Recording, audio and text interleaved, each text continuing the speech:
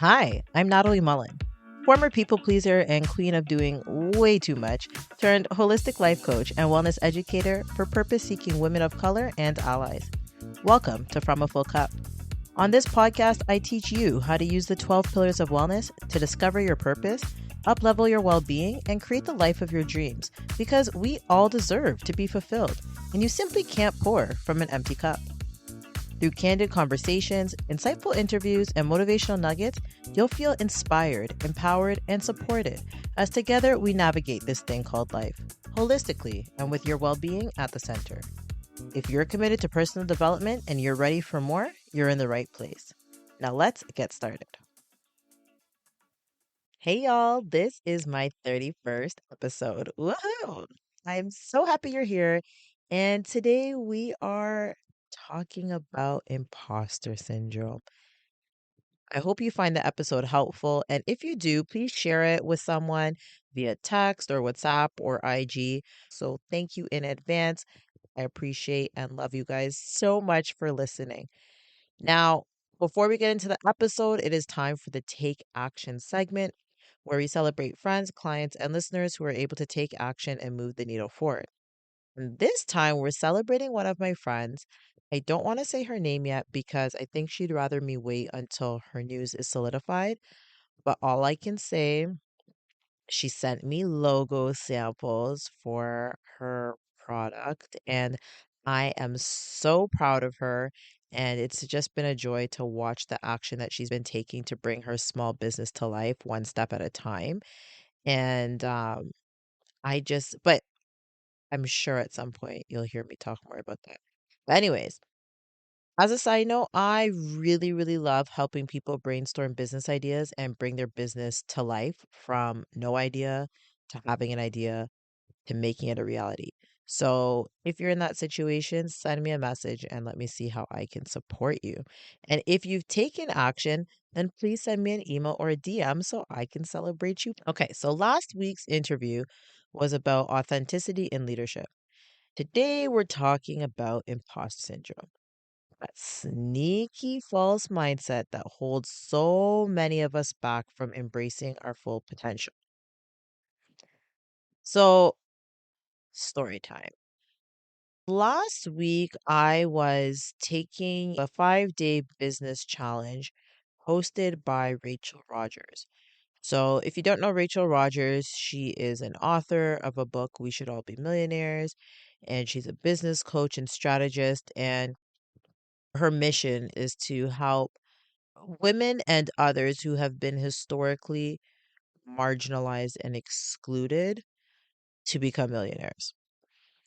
And so, anyways, in this challenge, a part of it is being in a Facebook group and we're all talking and everyone's being really open and vulnerable. And a lot of people between the Facebook group and then also on her daily webinars were sharing that they had imposter syndrome.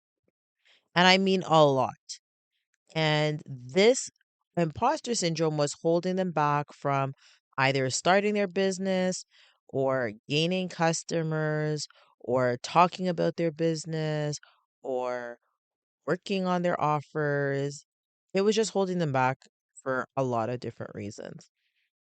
And just in case you don't know what imposter syndrome is, let me define it for you. So imposter syndrome is a mindset where people they doubt their accomplishments and fear being considered either unequipped or unqualified despite evidence of their competency. And their competency might be based on credentials or experience, education, talent, skills, etc.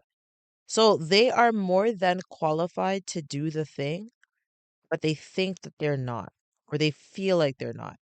And it's important to recognize that imposter syndrome is a false mindset because it distorts our self perception and it makes us feel like we don't deserve success even though we do.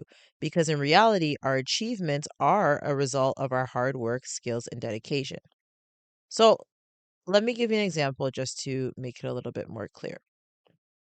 So imagine I'm like, even though I'm a wellness educator. I shouldn't be doing a wellness podcast and I shouldn't be doing wellness workshops and presentations and public speaking.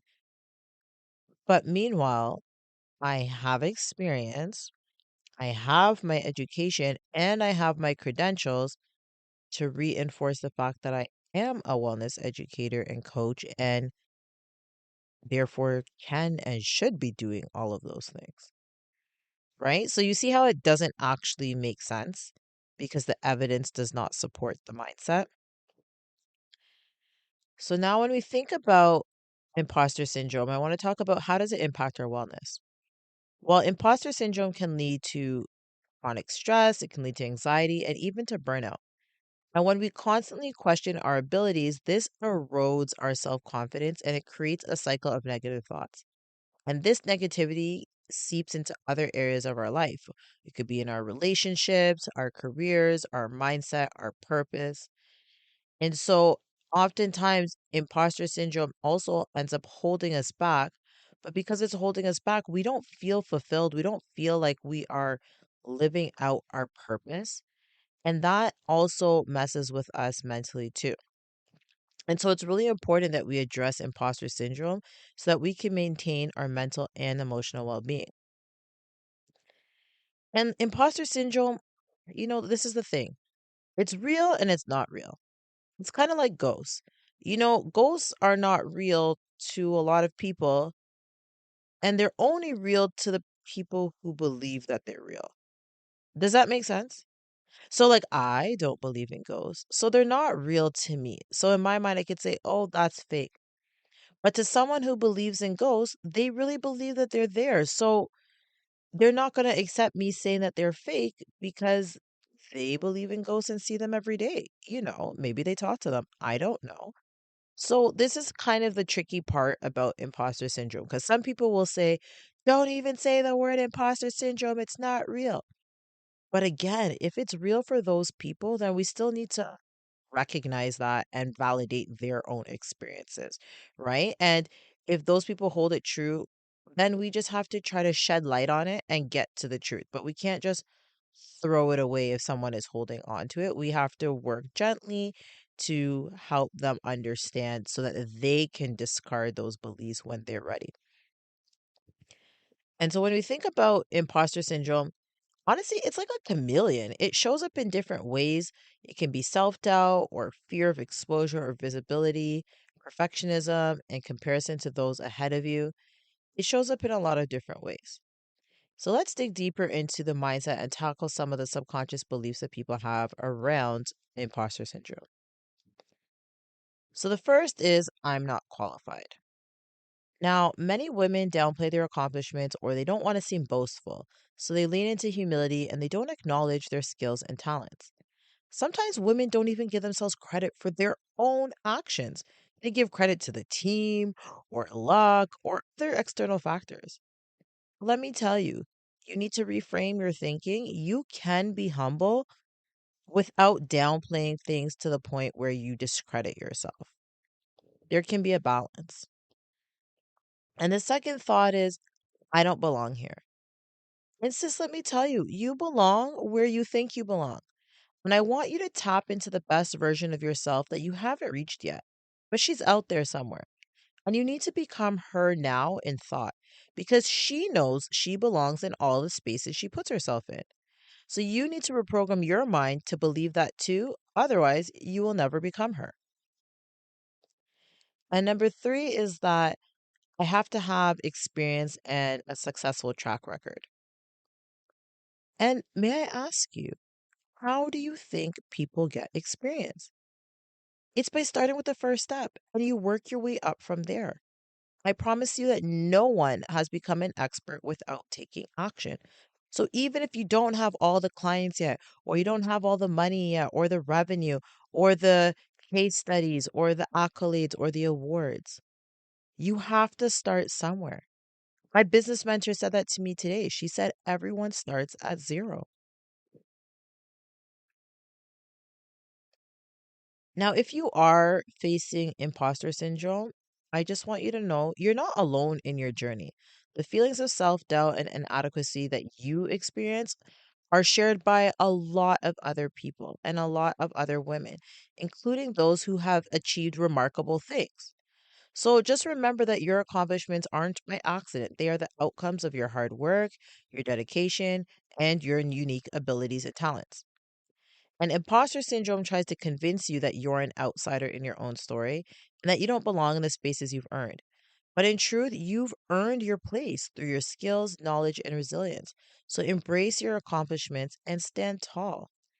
I actually just recorded or just uploaded a video about that on Instagram about occupying spaces and making yourself known. So, follow me on Instagram. I try to follow me and get more of this kind of empowerment mindset talk because we really have to. Now, if you currently feel like you're experiencing imposter syndrome and you feel like an imposter, I want you to ask yourself why. Why do you feel like this? And how long do you plan to hold on to this identity? Are you willing to let it go? What are you willing to do to let it go? And does the future you that you're working towards becoming have imposter syndrome? And if no, what does that future you do differently? So, I want to give you four practical strategies to help you overcome imposter syndrome. The first one is to cheer for yourself. You have got to get comfortable celebrating your wins, celebrating your accomplishments, celebrating your talents and skills. I want you to write these things down. Write all of your wins, all of your accomplishments down. I have this too. It's on a Google Doc. It's running. As a matter of fact, I probably need to update it. So I'm going to go do that as soon as I'm done recording this. And also tell people about the things that you're doing. Tell them about the accomplishments, even if they're small. Find friends to share the information with, your family members, post about it online. Just tell people. Okay, channel your inner peacock and strut your stuff while holding your head high, spreading your feathers, and just occupying your space without apology. The second thing I want you to do is I want you to work on accepting praise. And a lot of women in particular struggle to accept compliments or recognition for their own achievements. And they tend to dismiss them. And or we negate the situations. And I'm right there with you. And this is something I am working on.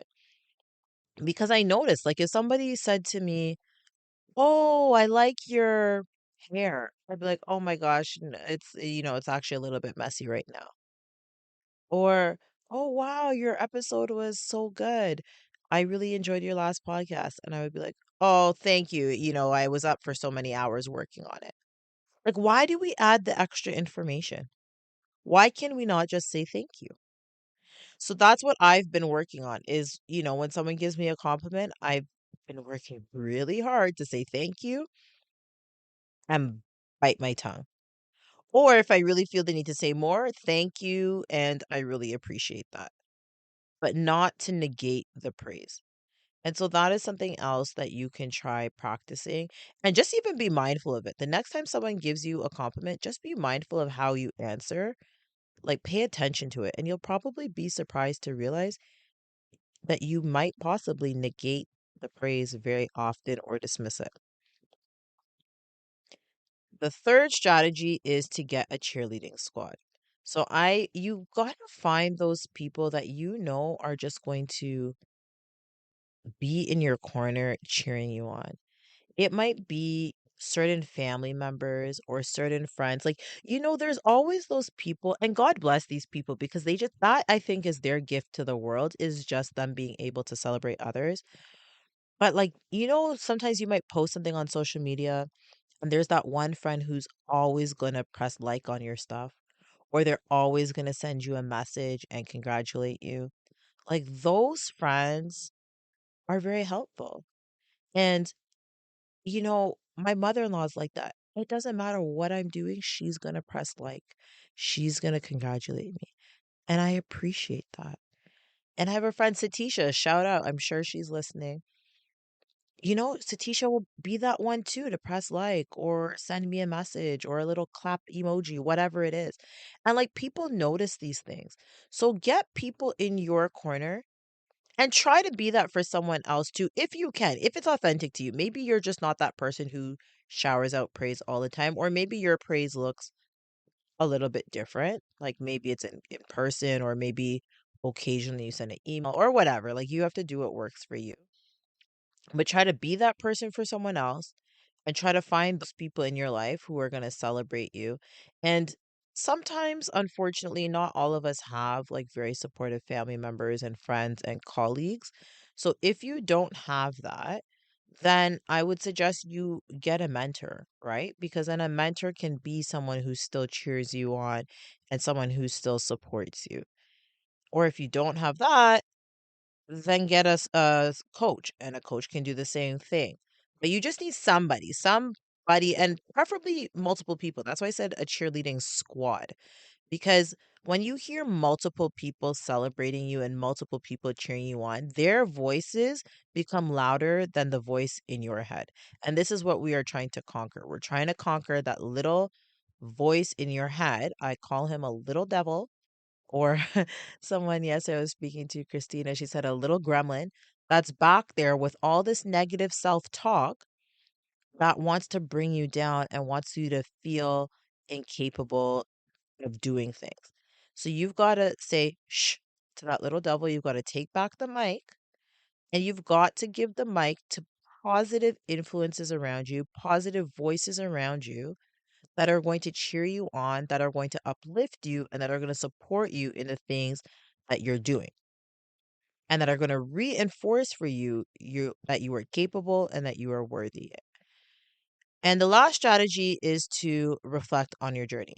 So I want you to write down all the experiences you've had to date, including your education, your training, your credentials, your life experiences, whatever, whatever it may be, qualify you for the role or position that you feel that you're an imposter, or you feel an imposter syndrome towards. And whenever you doubt yourself, I want you to look back at this list, because this list is evidence that you are qualified. If you have to stick it on your mirror, if you have to stick it on your car, your phone, the wall, I don't know. If you need to tattoo it on yourself, do what you got to do so that you can believe the truth. We are seeking truth. And so for today's call to action, I want you to be kind to yourself and practice self compassion. If you find that you're struggling with imposter syndrome, it is okay. That's where you're at right now. Acknowledge it and validate. That's the feeling that you have. And then say to yourself, how can I move forward? How can I step by step slowly work to overcome this?